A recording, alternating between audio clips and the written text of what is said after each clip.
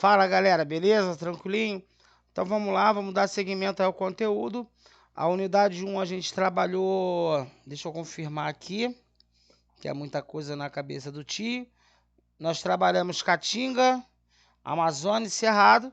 Agora a gente vai trabalhar outros domínios, né, morfoclimáticos.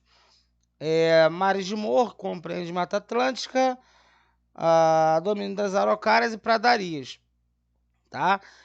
Quando a gente fala, relembrando, né? A gente fala de domínios morfoclimáticos, a gente está falando de relevo, hidrografia e vegetação, tá? Então, é um espaço natural, tá? Que conjuga essas três vertentes juntas, tá? Então, o ser humano ele vai conviver ou vai tentar conviver, vai tentar adaptar ali a sua vida, e também vai adaptar o meio ambiente, mas nessas condições, tá? Então, nesse capítulo 2, o primeiro que a gente vai trabalhar aí são os mares de morros, né? Que compreende a Mata Atlântica, tá? A gente chama de mares de morro, deixa eu até dar um zoom aqui para dar uma... Foi demais, peraí. Mares de morro porque quando a gente olha no horizonte, a gente vê um monte de morrinho, ou morrotes, né? Esse relevo ele é muito desgastado, tá? Por causa da declividade aqui da inclinação desses morros. Mas compreende principalmente aí o domínio, área de abrangência da Mata Atlântica, que foi muito desmatada, tá? Eu já tinha feito algumas marcações aqui no texto, vocês podem marcar isso no livro de vocês, tá? Compreende uma área equivalente a 650 mil quilômetros quadrados, tá? Se estende aí do sul ao nordeste do país, tá? Próximo ao litoral, pega Rio Grande do Norte, Paraíba, Pernambuco, enfim, tá? Se vai seguindo o litoral. Em São Paulo, ele invade um pouco o interior, tá? A Mata Atlântica, os mares de morro e tal. Então a gente pega a estrada, principalmente para Minas Gerais e tal, Zona da Mata. Quando a gente pega a estrada para São Paulo, quando a gente pega a estrada para o norte do estado do Rio de Janeiro, ali, Campos, Macaé, a gente percebe bastante esse domínio acontecendo, tá? Então, assim, esse conjunto de morros foi decorrente da era pré-cambriana, tá? Que é uma era geológica, um período da era geológica, tá? Das eras geológicas. Ele tem solos muito variados, tá? Com textura arenosa e argilosa. Então você vai ter próximo do litoral, né? Tipo Maricá, um solo arenoso e ao mesmo tempo argiloso, tá? Quem já viu furar poço em Maricá já viu saindo areia e saindo também argila, barro, né? Quanto mais próximo da praia, mais arenoso. Quanto mais longe da praia, do litoral, mais argiloso, mais barrento, né? Aquele barro vermelho e tal, que traz uma certa fertilidade, tá? A gente vai ter uma floresta latifoliada também, tá? Com folhas grandes árvores e outras vegetações litorâneas, como manguezal, com árvores retorcidas, árvores que vão dentro da água, vegetação rasteira também perto das praias. Nas praias de Maricá aqui, a gente percebe essa vegetação rasteira, né? Com bastante variedade de espécies vegetais e animais, tá? Então, existem diversos tipos de solo no domínio, como eu falei para vocês. O clima, a gente vai ter, predominantemente úmido e quente, tá? Porém, em algumas áreas a gente vai ter um clima mais tranquilo, mais light, mais frio. Tipo, tu for para a zona da Mata Mineira, tu vai sentir frio, tá? Se tu for para São Paulo, por exemplo, as áreas ali que a Mata Atlântica abrange, você vai sentir um pouco mais de frio devido à altitude, tá? O relevo ele vai também determinar essa temperatura, essa pluviosidade, tá? Por exemplo, eu frequento muito ali a área de Magé, Pimirim, por causa da família da minha esposa, e de vez em quando lá tá chovendo pra caramba, e aqui a gente tem um clima mais quente, menos chuvoso do que lá, porque lá é subida de serra, então o relevo influencia diretamente nessa pluviosidade. E também no clima, tá? Na temperatura, vamos dizer assim. Beleza? Aqui a gente vai ver, tá? A poluição no Rio Tietê, em São Paulo, é um ambiente que sofre muito com a devastação. Sempre sofreu. Hoje a gente tem mais ou menos aí em torno de 6 a 7% da vegetação original, tá? Foi o primeiro domínio morfoclimático explorado pelo colonizador português, tá? Foi o primeiro domínio morfoclimático a ser devastado, a ser desmatado, vamos dizer assim. Tá? Então, assim, o que acontece? A gente vai ter quase que 500 anos de desmatamento na Mata Atlântica.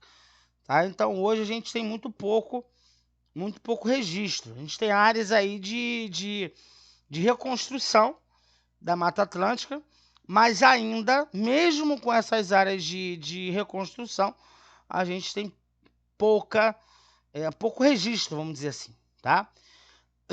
Bom, hidrografia apresenta grande quantidade de rios que vão para o Oceano Atlântico, tá? E para o interior. Todos os rios são perenes, ou seja, acontecem aí o ano todo. E são abastecidos permanentemente pelas chuvas. Chove muito aqui, tá? De uma forma geral, na Mata Atlântica chove muito, tá? Questão de vegetação, como eu falei para vocês, o domínio é a Mata Atlântica, uma floresta latifoliada tropical, tá? Com folhas grandes, adaptada a muita umidade, né? Litoral, se estende pelo litoral do sul ao nordeste, tá? E aqui a gente vê a extração de pau-brasil para a cultura de cana-de-açúcar. Então, se abrem clareiras, isso acontece desde a colonização, tá? Se abrem clareiras para planta de extração de pau-brasil e outras madeiras nobres e plantação de cana-de-açúcar, tá? Tanto é que o norte do estado do Rio de Janeiro, a gente tem ali Macaé, Campos, Quissamã, Carapebus, que são grandes produtores de cana-de-açúcar e outras plantações secundárias, tá? Aqui a gente vê o primeiro mapa, o mapa da esquerda, né? Tratando do que era a Mata Atlântica em 1500 e a Mata Atlântica em 2007. Isso há 14 anos atrás. Tu imagina o que está hoje, né? Então é muito desmatamento, muita coisa. São áreas de muita urbanização também, tá? Como eu falei para vocês aqui, ó, 7% do que era, tá? A gente tem grandes cidades aí, São Paulo, Rio de Janeiro, Salvador, mais ali para cima, Vitória, tá? Grandes cidades que se ocuparam em cima da Mata Atlântica, tá? Agora um pouco mais à frente, domínio das araucárias, que se concentra no sul do Brasil, tá? 400 mil quilômetros quadrados aí de extensão, desde o norte do Rio Grande do Sul, passando por Santa Catarina e Paraná, até o sul do estado de São Paulo, beleza? Relevo predominante, o Planalto Meridional, ou seja, Planalto mais a oeste ali, e a altitude pode variar de 800 metros até 1.300 metros. Então é uma área de altitude, tá? Pegando ali um planaltinho bem considerável, tá? Isso traz pra gente, na realidade, uma sensação de colinas, tá? A gente tem até aqui, ó, conceito, né, de colinas, pequenas elevações no terreno com declive suave, não excede 50 metros, mas a gente pega essas colinas como transição para esse planalto aí de 800, 1.200, 1.300 metros, tá? Solos lá são muito diversificados, tá? Mas também são muito expostos à erosão por causa dessa declividade das colinas, né?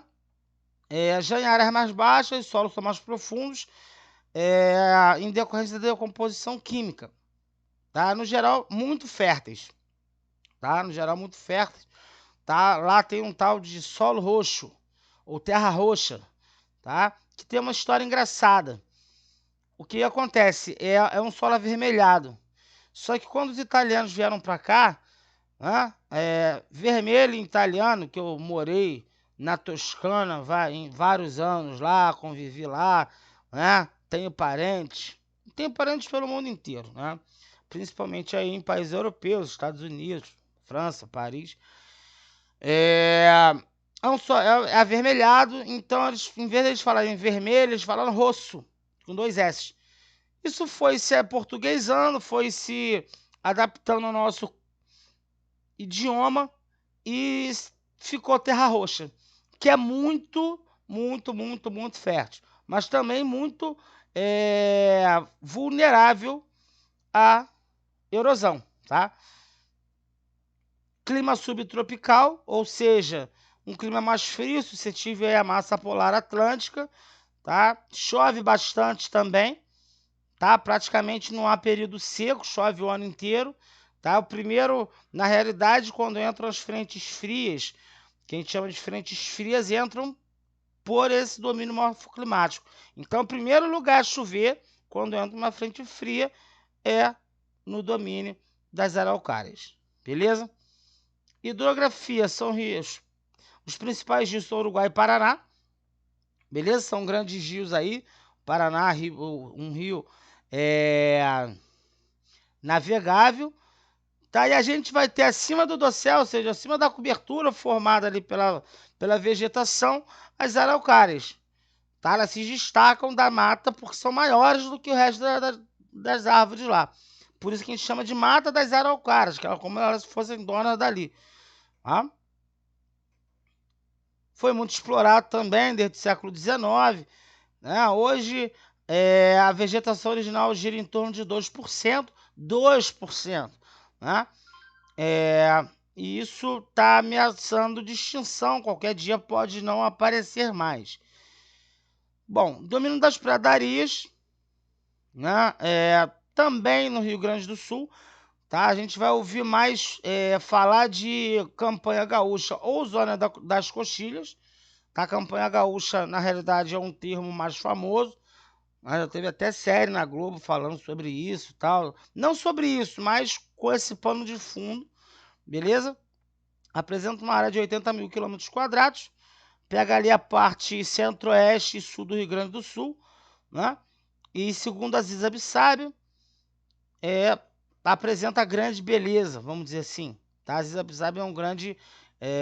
foi ele que, na realidade, classificou todos esses domínios que a gente está trabalhando, tá? Aqui um pouquinho das pradarias, em Alegrete, né? Eu tive tem um grande amigo que morou lá, estava servindo lá o exército, né? Ele é sargento do exército. Relevo, planaltos com a presença de morros arredondados, máximo 300 metros, né? Regionalmente chamados coxilha, mas também termo mais famoso, como eu falei para vocês, campanha gaúcha, tá? Os solos são diversos, ligeiramente férteis, com pouca espessura e muito utilizados para a agricultura. O grande problema é a agricultura tradicional, que deixa a erosão acontecer, e a gente tem esse tipo de cenário aqui, ó. Tá? Esse tipo de cenário aqui é erosão máxima, que a gente chama de vossoroca, tá? Então, assim, é sinistra a parada. Chegou nesse ponto aqui, um abraço pro gaiteiro, filho. tá? Essas vossarocas aqui, elas provocam um processo de arenização.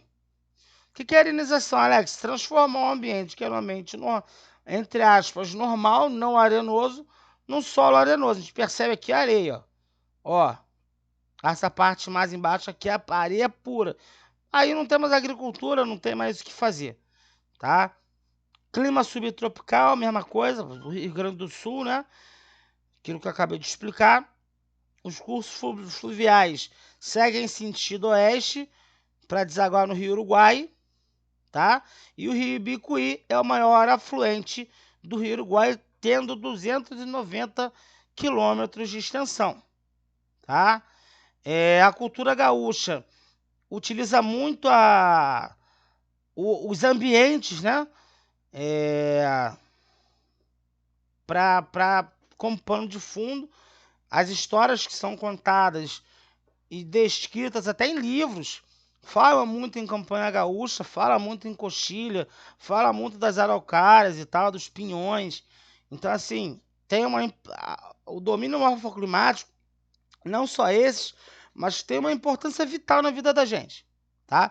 Vital de extração de recurso, de melhoria na condição ambiental, na condição climática e tudo mais.